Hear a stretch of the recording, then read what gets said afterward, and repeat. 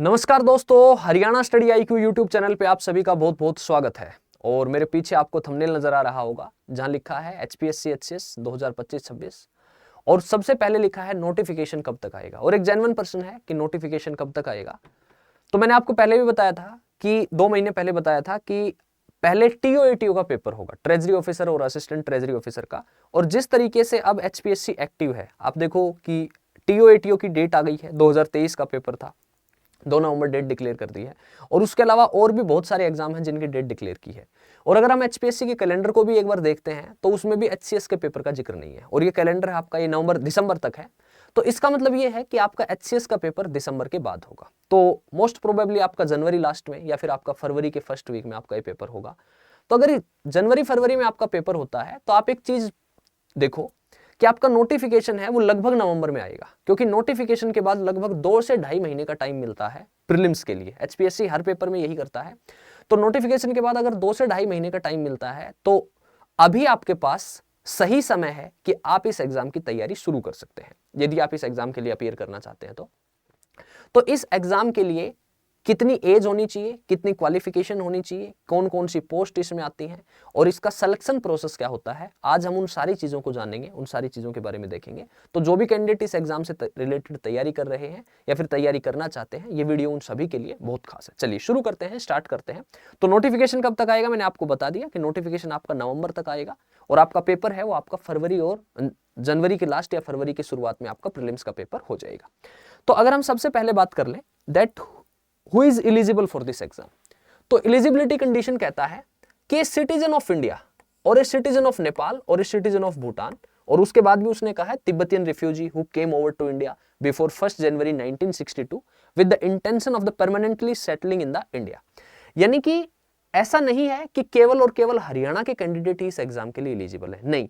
अगर आप other state से बिलोंग करते हैं तो भी आप इस एग्जाम के लिए अपीयर कर सकते हैं। इस एग्जाम के लिए आप एलिजिबल हैं और आप जनरल कैटेगरी में क्या होंगे, काउंट होंगे। दूसरी बात, अगर मैं यहां पर बात कर लूं एज की, तो जो एज है वो एज है आपका 18 से 42 साल। और ये जो 18 से 42 साल मैंने बताया है, it is for the general candidates. If you are belonging to particular category, for example आप शेड्यूल कास्ट ऑफ हरियाणा से बिलोंग करते हैं, बीसीए हरियाणा से बिलोंग करते हैं, बीसीबी यानी कि बीसी कैटेगरी और शेड्यूल कास्ट से अगर आप बिलोंग करते हैं तो आपको और 5 साल का रिलैक्सेशन और उसके साथ आपका एज जो है वो हो जाता है अप टू 47 ईयर्स।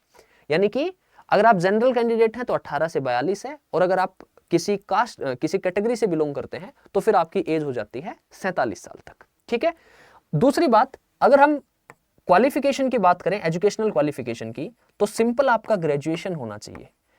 और ये जो ग्रेजुएशन है ये आपका किसी भी सब्जेक्ट में हो, ठीक है। आप बीए हो, बीएससी हो, बीकॉम हो, बीटेक हो या फिर और कोई एजुकेशनल क्वालिफिकेशन हो जो इक्विवेलेंट टू ग्रेजुएशन हो, तो भी आप क्या है, एलिजिबल है। और इसमें कोई ऐसी डिमांड नहीं होती कि आपका 60% होना चाहिए, 70% नहीं। आपका सिंपल ग्रेजुएशन में अगर आप पास हैं देन यू आर एलिजिबल, तो आप इस एग्जाम के लिए अपीयर कर सकते हैं। क्लियर होगी ये बात? ओके। उसके बाद अगर हम इसकी पोस्ट की बात कर लेते हैं तो इसमें सबसे पहले पोस्ट है वो है Haryana civil services executive branch SDM, ये पोस्ट है। दूसरी जो पोस्ट है वो है deputy superintendent of police, DSP. और एक बात मैं क्लियर कर दूं, डीएसपी के लिए जो एज है वो 18 से 27 साल है, इसमें 18 से 42 साल नहीं है। अगर आप कैटेगरी से बिलोंग करते हैं तो 5 साल का रिलैक्सेशन यहां भी है, लेकिन आपकी एज रहेगी वो 18 से, जनरल कैंडिडेट के लिए 27 साल रहेगी, ओनली फॉर डीएसपी। बाकी जो पोस्ट हैं उनके लिए 18 से 42 साल है। एटीओ की पोस्ट है excise and taxation officer, DFSC है district food and supplies controller, A class tehsildar, ARCS assistant registrar cooperative societies, AETO assistant excise and taxation officer, BDPO block development panchayat officer, traffic manager, DFSO district food and supplies officer, AEO assistant employment officer और A class नायब तहसीलदार। ये दोनों paper, अब आपको पता है ये दोनों तहसीलदार और नायब तहसीलदार दोनों के दोनों एग्जाम अब आपके हरियाणा सिविल सर्विसेज के पेपर के थ्रू ही आपकी ये पोस्ट फिल होती है। ठीक है। इसके ऊपर बड़ा कंफ्यूजन रहता है कि नायब तहसीलदार का पेपर अलग होगा या तहसीलदार का पेपर अलग होगा, तो तहसीलदार और नायब तहसीलदार दोनों का पेपर यहीं से होगा। ठीक है, तो ये पोस्ट है। उसके बाद अगर हम बात कर लेते हैं इस एग्जाम की पेपर पैटर्न की, सिलेक्शन प्रोसेस की, तो पहला जो पेपर होगा वो पहला पेपर स्क्रीनिंग होगी या फिर उसको प्रिलिमिनरी एग्जामिनेशन कह सकते हैं, और इस एग्जाम के मार्क्स फाइनल लिस्ट में काउंट नहीं होते हैं, ये जस्ट क्वालिफाइंग नेचर का एग्जाम है। तो इसकी मेरिट लिस्ट के आधार पे ही फिर वो क्या करते हैं, मेंस के लिए कैंडिडेट्स को बुलाते हैं। 2 पेपर है इसमें, पहला पेपर है जनरल स्टडीज, 100 मार्क्स का है, 100 क्वेश्चंस आएंगे और नेगेटिव मार्किंग रहेगी वो 1/4 रहेगी, 1/4 नेगेटिव मार्किंग रहेगी। दूसरा पेपर है सिविल सर्विसेज एप्टीट्यूड टेस्ट, जिसमें आपका मैथ्स आएगा, रीजनिंग आएगी, रीडिंग कॉम्प्रिहेंशन आएगा, और ये जो पेपर है ये आपका क्वालिफाइंग नेचर का एग्जाम है। इसमें केवल और केवल जस्ट आपको क्या करना है, क्वालिफाई करना है।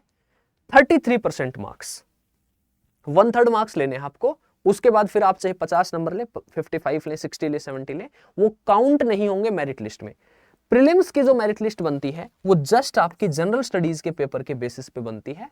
History, geography, polity, science, economy, current affair, Haryana GK, ये सब्जेक्ट हैं मेजरली जो सब्जेक्ट यहाँ पर पूछे जाते हैं। 100 क्वेश्चन आते हैं, 2 घंटे का पेपर होता है और 100 मार्क्स होते हैं, और इसकी कट ऑफ कमीशन डिक्लेयर नहीं करता है, कमीशन नहीं बताता है कि किस कैंडिडेट को हमने यहां पर कितनी कट ऑफ रही, बट एक अंदाजा है कि 55 मार्क्स, अगर आप 55 मार्क्स नंबर ले लेते हैं तो आप मेंस के लिए एलिजिबल हो जाते हैं। लगभग 55 नंबर से ऊपर जो होते हैं वो कैंडिडेट क्या लिखते हैं, मेंस लिखते हैं। It is for the general category, general category के लिए मैंने आपको बताया है, ये जस्ट एक अंदाजा बताया है मैंने आपको, क्योंकि पीछे के जो कैंडिडेट्स हैं तो उनके जितने नंबर बन रहे थे ऑफिशियल आंसर की के अकॉर्डिंग, तो उसके बेसिस पे देखते हुए लगभग 54-55 मार्क्स पे आपका ये एग्जाम क्रैक हो जाता है, प्रीलिम्स। उसके बाद आता है मेंस। मेंस जो होता है वो डिस्क्रिप्टिव होता है, लिखना होता है पूरा पेपर। इसमें 4 पेपर होते हैं। पहला पेपर है इंग्लिश एस्से, इंग्लिश लैंग्वेज, दूसरा है हिंदी का और इंक्लूडिंग हिंदी एस्से। 200 नंबर के पेपर होते हैं और 200 नंबर का जीएस होता है, जनरल स्टडीज होता है। जनरल स्टडीज में आपका history, geography, polity, current affair, economy, यहां से मेंस के क्वेश्चन आपके पूछे जाते हैं। और एक ऑप्शनल सब्जेक्ट आपको चूज करना होता है, जो आपके आई थिंक 30 या 31 सब्जेक्ट हैं ऑप्शनल के, जिसमें आप कोई भी सब्जेक्ट ले सकते हैं, हिस्ट्री, ज्योग्राफी, पॉलिटी, पूरी लिस्ट है, मैं शेयर कर दूंगा आप लोगों के साथ मेरी टेलीग्राम आईडी पे, ज्योग्राफी बाय नरेंद्र सर मेरी टेलीग्राम आईडी है, तो मैं वहां शेयर कर दूंगा। तो यहां पर क्या है कि 200 नंबर का आपका ऑप्शनल सब्जेक्ट है जो आप खुद चूज करेंगे। एक इंपॉर्टेंट बात मैं बता दूं कि यहां टोटल मार्क्स आपके कितने हो गए, 600 मार्क्स हो गए, हो गया। अब यहां एक क्राइटेरिया सेट करता है एचपीएससी, और वो क्राइटेरिया क्या सेट करता है कि इस 600 मार्क्स में से आपकी इंटरव्यू की कॉल तब आएगी जब आप ओवरऑल इसका कितने परसेंट मार्क्स ले लेंगे, 45%। तो पहली कंडीशन समझ आई कि 600 का 45%, और एक कंडीशन और है, और वो कंडीशन ये है कि ये जो हिंदी और इंग्लिश का पेपर है, इन दोनों में सेपरेटली आपको 33% मार्क्स होने चाहिए। ऐसा नहीं है कि हिंदी और इंग्लिश में आपके 20-20% मार्क्स हैं, 20-20 नंबर हैं, और ओवरऑल आपका 45 क्वालिफाई हो रहा है, क्लियर हो रहा है, तो आप एलिजिबल है ना, फिर भी एलिजिबल नहीं है। एलिजिबल तब होंगे जब हिंदी और इंग्लिश में 33% मार्क्स हो सेपरेटली, और ओवरऑल आपके कितने हो, 45 हो। देन आपका इंटरव्यू का कॉल आएगा, 75 मार्क्स का इंटरव्यू होता है, और आपकी जो मेरिट लिस्ट बनेगी वो फिर बनेगी 675 में से। ये है इस एग्जाम का सिलेक्शन प्रोसेस, ठीक है। और फिर आपके फाइनल मेरिट लिस्ट, जिस हिसाब से आपके नंबर आते हैं, कैटेगरी होता है, उस हिसाब से आपको पोस्ट अलॉट कर दी जाती है।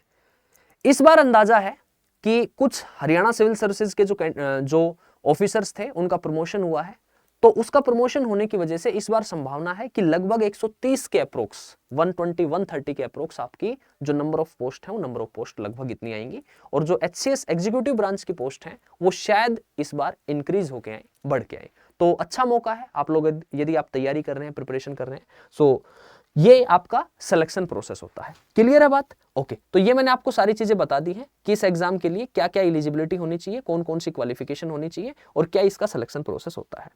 अब बात आती है कि इसकी तैयारी जो है वो तैयारी कैसे करें। तो इसके लिए मैं सेपरेट एक वीडियो लेके आऊंगा आप लोगों के लिए कि इसकी स्ट्रेटजी कैसे बनाई जाए, कैसे तैयारी की जाए। और उसके अलावा एक इंपॉर्टेंट बात और बता दूं मैं आपको कि जो भी लोग आप तैयारी कर रहे हैं, आप प्रिपरेशन कर रहे हैं, तो एक कॉमन सी बात होती है कि आपसे किसी से भी पूछेंगे कि क्या पढ़ना है, तो आपको कोई भी बता देगा history, geography, polity, science, economy. इसी क्लास में मैंने 4 बार इन सब्जेक्ट्स का जिक्र कर लिया, लेकिन क्या यह बता पाना इतना आसान है कि क्या नहीं पढ़ना है? क्योंकि ये तो सबको पता है क्या पढ़ना है, बट ये बहुत जरूरी है कि क्या नहीं पढ़ना है। You have to demarcate a line कि इसके बियॉन्ड मुझे नहीं जाना है, इसके बियॉन्ड मुझे नहीं पढ़ना है, यहीं तक मुझे अपनी लाइन खींच के और इस टॉपिक को किस तरीके से थोरोली पढ़ना है, इसके प्रीवियस ईयर क्वेश्चन कैसे लगाने हैं।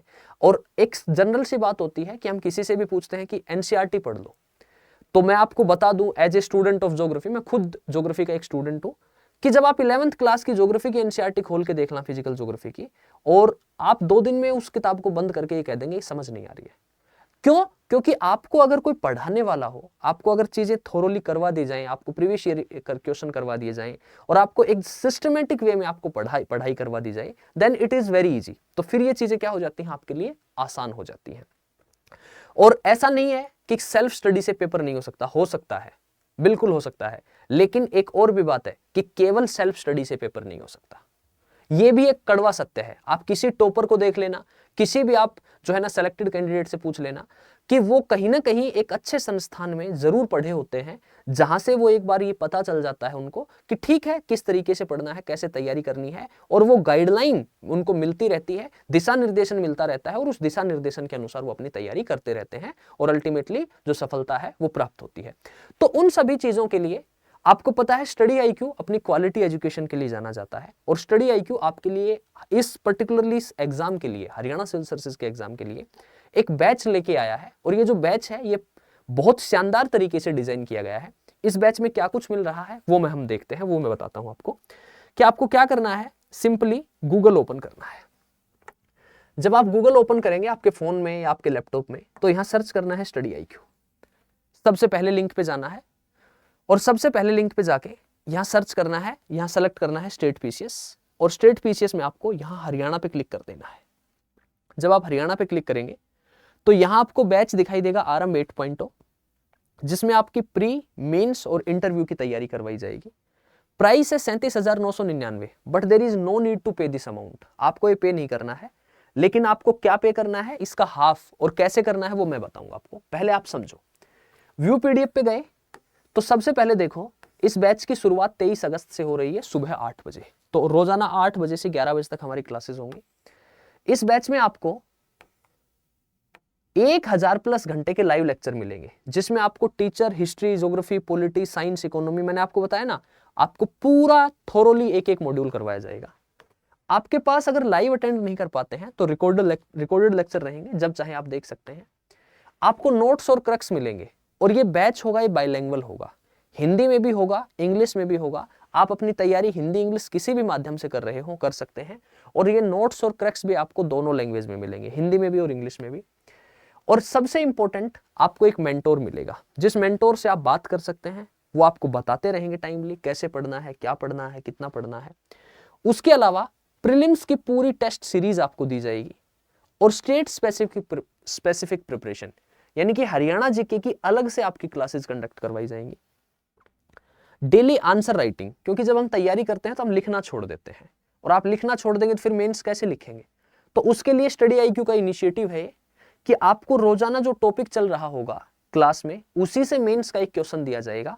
आपको क्वेश्चन लिखना है, हमारी टीम को मेल करना है, वो विद इन 24 to 48 आवर्स आपको रिप्लाई बैक करके बताएंगे कि आपने क्या सही लिखा, क्या गलत लिखा, और आप इसमें क्या सुधार कर सकते थे। पूरा करंट अफेयर आपको यहां से करवाया जाएगा, आपको अलग से कुछ पढ़ने की जरूरत नहीं है। मंथली करंट अफेयर की मैगजीन आपको मिलेगी, ग्रुप मेंटोरशिप मिलेगी, मॉड्यूल वाइज टेस्ट होंगे आपके, और जिन कैंडिडेट का सीसेट वीक है उनकी सीसेट की अलग से क्लासेस होंगी, और आंसर राइटिंग की classes and interview guidance program. यानी कि आपका होलिस्टिक और समग्र रूप से आपकी तैयारी के लिए बैच डिजाइन किया गया है। इस बैच में 2 पैकेज हैं, एक है गोल्ड और एक है प्लेटिनम। तो आप देख सकते हैं कि गोल्ड और प्लेटिनम में क्या डिफरेंस है, कि 1100 प्लस घंटे की लाइव क्लासेस दोनों में होंगी, इंडिविजुअल मेंटोरशिप मेंटोर्स के द्वारा दोनों में होगी, मंथली करंट अफेयर दोनों में मिलेगा, integrated guidance program, individual guidance program दोनों में मिलेगा। लेकिन यहां पर आपको दिख रहा है प्री रिकॉर्डेड फाउंडेशन बैच, ताकि आपकी बेसिक से तैयारी हो सके। वो फाउंडेशन बैच आपका यहां नहीं रहेगा और प्लेटिनम में रहेगा, गोल्ड में नहीं रहेगा। लाइव प्रीलिम्स क्रैश कोर्स, जब आपका प्रीलिम्स आ जाएगा तो आपको एक फास्ट रिवीजन की जरूरत पड़ेगी। वो फास्ट रिवीजन बहुत जरूरी होता है चीजों को रिकॉल करने के लिए, चीजों को दोबारा से याद करने के लिए। वो क्रैश कोर्स आपको यहां नहीं मिलेगा, गोल्ड में, प्लेटिनम में मिलेगा। और यहां पर डेडिकेटेडली अलग से 4 महीने का आंसर राइटिंग का बैच होगा। Dedicated 4 months answer writing batch platinum में होगा, गोल्ड में नहीं होगा। वैसे आंसर राइटिंग आप भेज रहे हैं वो तो ठीक है, लेकिन ये डेडिकेटेड एक अलग से बैच है। Dedicated 2 months MCQ prelims batch, multiple choice question जो बहुत इंपॉर्टेंट है। जब आपका पेपर आएगा, जब आप प्रीलिम्स के क्वेश्चन लगाएंगे और आप यही नहीं देखेंगे कि मेरी सिली मिस्टेक्स कहां पर होती हैं, तो आप कैसे कर पाएंगे। 2 महीने का batch. Group mentorship by faculties, एक तो हमने बताया कि हमारे जो मेंटोर हैं उनके द्वारा मेंटोरशिप मिलेगी, और एक मेंटोरशिप मिलेगी फैकल्टीज के द्वारा। लेट अस सपोज आप ज्योग्राफी पढ़ रहे हैं, तो उसी में जब वो 1.5 महीने अगर मान लो क्लास चल रही है, तो 1.5 महीने आपका वीकली या फिर 4 दिन के बाद, 3 दिन के बाद हम जूम सेशन पे मिलेंगे, बातचीत करेंगे, जो भी डिस्कशन होगा वो डिस्कशन करेंगे, जो भी आपके डाउट्स होंगे वो सोल्व किए जाएंगे और चीजें वहां पर क्या की जाएंगी, क्लियर की जाएंगी। And it is by the faculties. तो यहां पर गोल्ड में नहीं है, प्लेटिनम में होगा। बुक्स आपको गोल्ड में नहीं मिलेंगी, प्लेटिनम में आपको बुक्स भी प्रोवाइड की जाएंगी, आपको बाहर से कुछ परचेज नहीं करना है। और 10,000 एमसीक्यूज का प्रैक्टिस बैच। यार एक बात बताओ कि कोई भी पेपर हो कि नए सवाल कहां से आते हैं, नए सवाल नहीं बनते हैं, सवाल प्रीवियस ईयर में से घूम फिर के ही बनते हैं। आप 10,000 सवाल लगा लेंगे तो फिर क्या बचेगा। एनसीईआरटी का रिकॉर्डेड कोर्स, हम कहते हैं ना कि एनसीईआरटी बहुत जरूरी है, तो एनसीईआरटी है जरूरी, और एनसीईआरटी खुद पढ़ते हैं तो समझ नहीं आती है, इतनी आसान नहीं है एनसीईआरटी, ये भी एक कड़वा सत्य है। तो उसके लिए एनसीईआरटी का रिकॉर्डेड बैच यहां नहीं है, प्लेटिनम में अवेलेबल है। और वैलिडिटी गोल्ड के लिए 2 साल है और प्लेटिनम के लिए 4 साल है। अब बात कर लेते हैं कि इस बैच का प्राइस क्या है। इस बैच के प्राइस की बात करते हैं तो बाय नाउ करेंगे। और एक इंपॉर्टेंट बात मैं और बता दूं इससे पहले कि अगर आप प्लेटिनम में जाते हैं तो आप ईएमआई भी अवेलेबल है आपके लिए। आई थिंक 3,000 रुपए की ईएमआई बनेगी 6 महीने के लिए, ठीक है। तो फिर इसका प्राइस थोड़ा सा इंक्रीज हो जाएगा। अदरवाइज आप बाय नाउ करेंगे तो बाय नाउ करने के बाद यहां प्राइस 37,999 है प्लेटिनम के लिए, गोल्ड के लिए 23,999 है। But there is no need to pay this amount. 2 offers available पे क्लिक करना और एंटर कूपन कोड में कोड लगा देना। ये कोड लगा देना आप NK लाइव, आपको नीचे स्क्रीन पे भी नजर आ रहा होगा। और जैसे ही आप इस कोड को अप्लाई करेंगे NK लाइव, इस कोड को अप्लाई करते ही यहां देख सकते हैं आप कि ये जो बैच है आपका ये 19,000 का हो गया, 18,999 का, और 19,000 रुपए का आपको ऑफर मिल गया। Okay, NK live. दूसरी इंपॉर्टेंट बात, यदि आप चाहते हैं कि नहीं सर हमें तो गोल्ड ही परचेज करना है 2 साल की वैलिडिटी से, तो भी आप NK लाइव कोड लगाएंगे तो आपको यहां क्लिक करते ही ये बैच 11,999 का और 12,000 रुपए का डिस्काउंट हो जाएगा। यानी कि लगभग 50% आपका डिस्काउंट है, चाहे वो आप प्लेटिनम परचेज कर लें, चाहे आप गोल्ड परचेज कर लें। और आपको कोड जो है वो मैंने आपको बता दिया है NK लाइव। और प्लेटिनम में हमारी EMI भी अवेलेबल है, आप चाहें तो आप परचेज कर सकते हैं, ठीक है। तो मैं यही कहना चाहूंगा last, that it is the right time, it is the high time कि आप अपनी तैयारी, अपनी प्रिपरेशन जो है हरियाणा सिविल सर्विसेज के एग्जाम के लिए उसको शुरू करें, हमारे साथ जुड़े। और ये बैच के जो फीचर्स आपको बताए हैं, आपको पता है कि स्टडी IQ अपनी इस चीज के लिए जाना जाता है, जो आपको प्रॉमिस किया जाता है वो आपको प्रोवाइड किया जाता है कि आपको एक ही जगह पर सारी चीजें, मतलब आप ये कह सकते हैं कि इस एग्जाम के लिए जो वन स्टॉप सोल्यूशन है, वो वन स्टॉप सोल्यूशन ये बैच आपके हैं। तो जो भी आप परचेज करना चाहें वो कर सकते हैं। तो इसी नोट के साथ आज मैं रोकना चाहूंगा, बस लास्ट यही कहना चाहूंगा कि अपनी तैयारी प्रिपरेशन को शुरू कर दीजिए, समय खराब मत कीजिए। अब समय व्यर्थ करने का समय नहीं है, समय को यूटिलाइज करने का समय है, ठीक है। चलिए तो मुलाकात करते हैं नेक्स्ट सेशन में, तब तक के लिए bye bye, see you, take care and again best of luck.